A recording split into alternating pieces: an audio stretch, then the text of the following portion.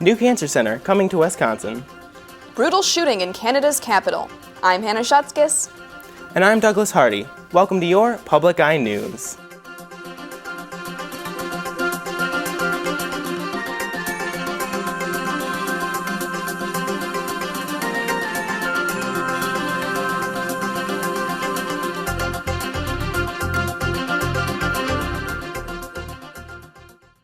A 69-year-old Christmas resident was recently reported missing. John Michael Hagastow was last seen leaving his residence on October 21st at about 1:30 p.m., driving a red 2001 Ford short box pickup truck. He has blue eyes and gray hair. He is 5'8" and about 190 pounds. Anyone who knows more about Hagastow's whereabouts should contact the Michigan State Negaunee Police Department.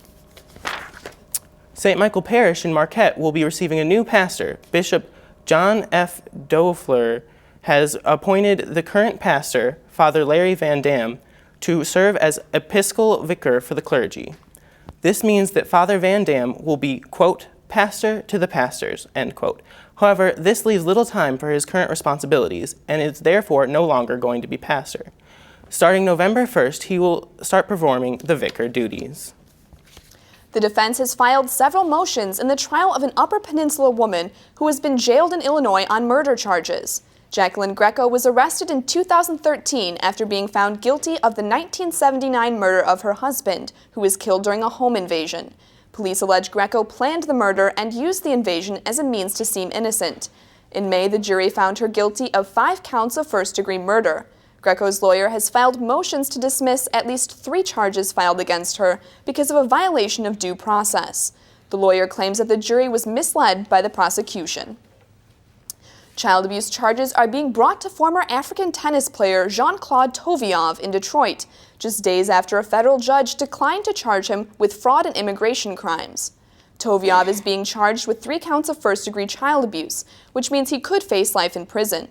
He is currently in federal custody and is awaiting deportation, but state charges will halt any current proceedings.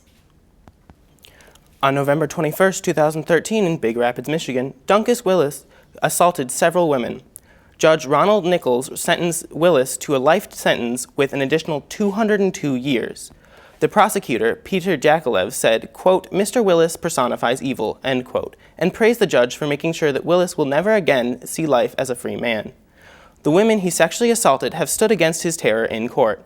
One of these women, Sarah Baker, has said that, quote, he didn't ruin me because I will never let him win, end quote. Another survivor, Jamie Shields, stood up at the trial and described him as not deserving to be called by name. The women are comforted by the completion of his sentence and the knowledge that he will not assault anyone else.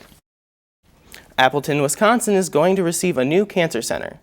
ThedaCare has plans to construct a $44 million cancer center, complete with all areas of expertise. Oncology physician Dr. Matthew Weiss reports that this will make it easier for cancer patients because they will no longer have to move from place to place depending on the specialty they need. The center is expected to be completed by 2016. And after the break, we'll have your weather and your national international news.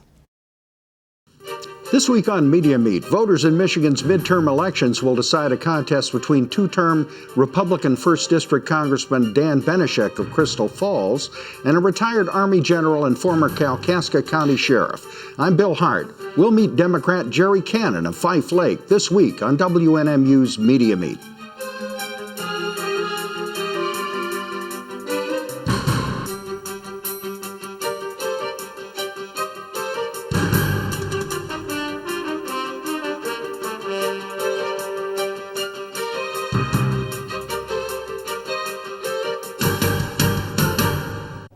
Welcome back. A gunman has attacked Parliament and the National War Memorial in Canada's capital yesterday. The gunman, Michael Joseph Hall, has been confirmed after he killed an Army reservist. Officials stressed that he was acting alone. Hall was stopped after Sergeant Kevin Vickers brought him down. However, details have not been released on exactly how this was done. This attack comes just days after another attack in which Canadian officials say a radicalized Muslim hit 2 soldiers with his car in Quebec. It is not yet clear if the incidents were related, and despite the rumors, there is no indication that either attacker was a member of ISIS. And President Obama was home last night when a young man jumped the fence at the White House. However, Secret Service agents responded quickly, and the officials say the president was never in danger. Craig Boswell is at the White House with the details.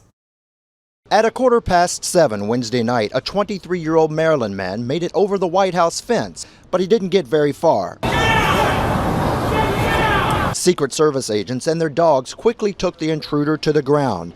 Dominic Adesanya, who was unarmed, faces felony charges for assaulting police dogs and making threats. He is now in the custody of the U.S. Marshals for previous outstanding warrants.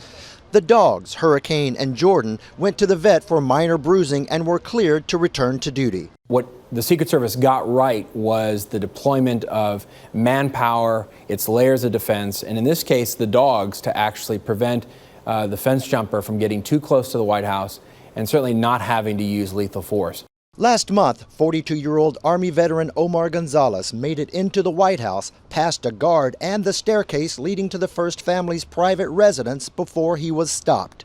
This is the 7th time this year someone has scaled the White House fence. Last month, the Secret Service added these temporary barriers as another layer of protection. The Gonzalez incident also led to an internal investigation of Secret Service procedures and the resignation of Director Julia Pearson. Joseph Clancy, the former head of President Obama's security detail, is now acting director. Craig Boswell, CBS News, the White House. The latest news for Ebola is looking more positive. 2 of the U.S. citizens who contracted the virus have been cured, including nurse Amber Vincent. She will be removed from isolation soon. A military team is being trained at Fort Sam in Houston, where they will be learning how to effectively control infection and personal protective gear use. The World Health Organization does not want a travel ban to infected countries. However, starting Monday, U.S. travelers from these countries must land in one of 5 specially enhanced airports. But North Korea has said that it will not allow international travelers to beginning on Friday. Millions of cars have been recalled because of possible defective airbags made by the Takata Corporation. Now, federal regulators say the problem is more widespread than they first thought. Allison Harmelin reports. The airbag problem can happen even during seemingly minor accidents like this one. In Florida, this Takata airbag deployed, but shrapnel also came flying out, hitting the driver in the leg. Now the National Highway Traffic Safety Administration, or NHTSA, says the risk may be greater than previously identified, especially in warm weather states. The airbags contain a canister filled with propellant. In an accident, the propellant explodes and the bag deploys. But in defective bags, the metal canisters rupture and pieces can fly out. NHTSA first said 4.7 million vehicles were affected. Now they've increased it to nearly 8 million. It's the second time the agency has made a correction, and that has several lawmakers upset. I have no patience for federal regulators not being entirely upfront, forward-leaning, and aggressive to stop these defective products. The recalls now include at least 10 car makers. The government urged drivers to check NHTSA's website to see if their car is affected, but at times this week, the site hasn't worked. Car owners can also find recall information by checking their automaker's site. Allison Harmelin for CBS News, New York. ISIS is now earning over $1 million a day from black market oil sales, according to the U.S. Treasury Department, making it the best-funded terrorist organization the Treasury has ever confronted. The department also says that ISIS has accumulated at least $20 million in profits from ransom this year alone. The group also receives funding from private donors and criminal activities. ISIS plans to build an Islamic empire in the Middle East. However, many groups like Al-Qaeda have broken off due to the group's notorious brutality. And we'll be back with your weather and sports after the break.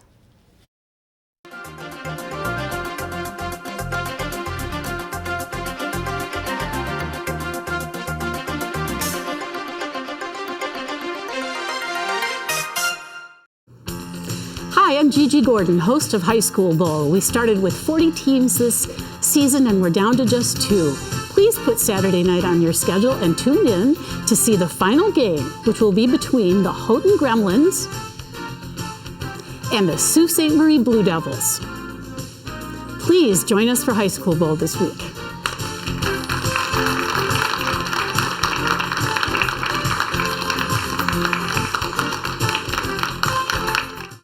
Hi, I'm Hao Kong and I'm here with your weather. Welcome back. As you can see outside the Academic Mall today, it is kind of gloomy out there, so not a very good day to take a walk or, just stay inside in your house. let's look at the current conditions right now. It is mostly cloudy right now in Marquette with the temperature of 53, with winds coming out of the south at 13 miles per hour, and the barometric pressure at 30.06 and going up.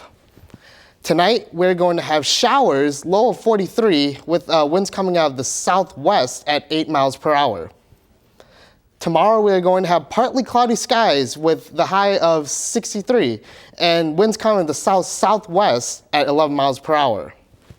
Looking around the UP, it is 49 in Sault Ste. Marie, 53 in Manistee, 54 in Escanaba, 56 in Menominee,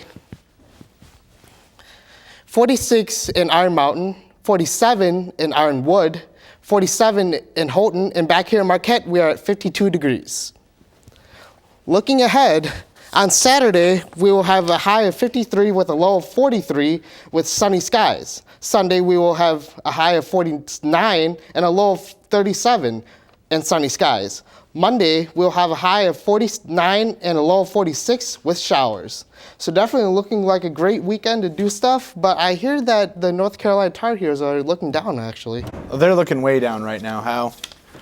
Fake paper classes, GPA padding, and scandal are all topics that are beginning to rock the University of North Carolina at Chapel Hill's campus.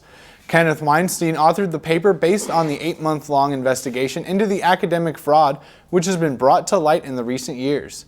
Weinstein found that UNC athletes were being allowed to take paper classes in which the only graded assignment was a single paper that earned them an A or a B, no matter the amount of effort they put into them. Thousands of student athletes were allowed to take these classes to pad their grades and maintain their eligibility. This scandal was tracked back 18 years. 2 football coaches and 5 academic advisors admitted to knowing of the program and have since been fired or put under investigation. And even though the Michigan State Spartans are a 17-point favorite in Saturday's game, the fans are still just as fired up. One Spartans fan, in fact, was fired up enough to vandalize the landmark M in the University of Michigan Diag. The Michigan M was painted Spartan green, and if that wasn't enough, they added the SU in case people didn't know what that could mean. The paint job, however, didn't survive to the morning, but there was a bit of smack talk coming from Michigan's undergrad library's Twitter parody account. They said, quote, "We should have seen the vandalization of the Diag M coming. Last night, some state students came in and asked the librarians how to spell MSU." End quote. Look forward to stellar performances from both teams during this rivalry week. And lastly, the Northern Michigan University Lady Wildcats soccer team is looking to continue their shutout streak tomorrow against Grand Valley State at home. Led in the past game by sophomore goalkeeper Carolyn Glantz, who had 6 saves on shots on goal, the Wildcats are looking to close out their home schedule with a big win. Grand Valley comes into this game with a 13-2 record, a shutout win against Ashland, and holding first place in the GLIAC. Kickoff will be tomorrow at 4 p.m. on the NMU pitch. Now, soccer players have to be on their toes a lot, Hannah, and I hear you have a story that might be about toes also. Indeed, it's a foot fetish that might have gone too far for one New Jersey woman. Earlier this month, 30-year-old Derek Johnson Jr. was arrested after approaching the woman in a grocery store parking lot. He allegedly complimented her on her toes, then touched and squeezed 2 of them. He then told her he was obsessed with toes and ran off.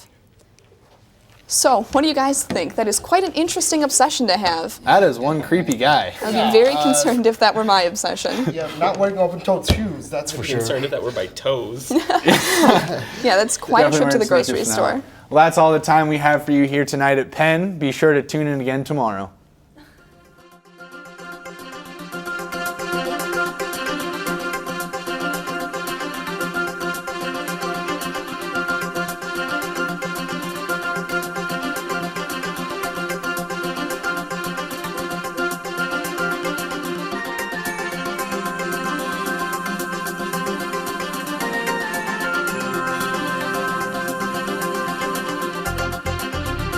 The preceding program was produced in studios located in the Edgar L. Hardin Learning Resources Center by WNMU-TV, Northern Michigan University Public Television.